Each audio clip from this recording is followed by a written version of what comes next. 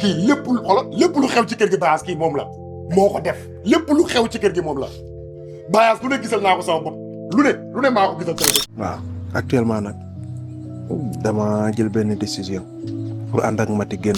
waaye yow da ngaa nar a topp jigéen dem di dëkkali jigéen man mi sa baay de mosoo maa dégg dëggal naa jigéen dem naa dëkkal. lii dogalu subhaanahu wa taala la mënuma ci dara yow it mënoo ci dara kon nañu muñ.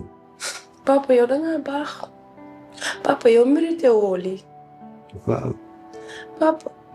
papa baa xam nga ni deseetoo dara. gaañ naa kii lim la wax dëgg fa yàlla mettiwul na yow tamit daf laa soxla te yow lim la soxlaa ci wàllu liggéey bi la sa intérêt la wuyu ma tegal lii ngay naan nga dem wuyu ji ko moo gën a rafet. man jàmm ma tax a jóg te jàmm laa xam mais bëgg nekk si fitna boobu ba tey xàmmeetuma la coow guddi coow bëccëg loolu duma ko naan. xam naa ki ngeen ñàkk moom lu cheroon la ci yéen yal na ko yàlla yërëm te jéggal ko.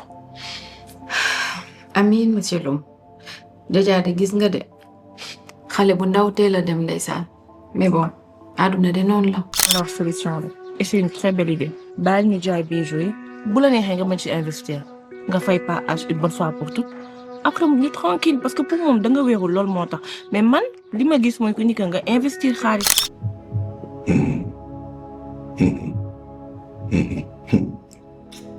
ndey gën a wax ci ko mën ak bu ko jëm duñ benn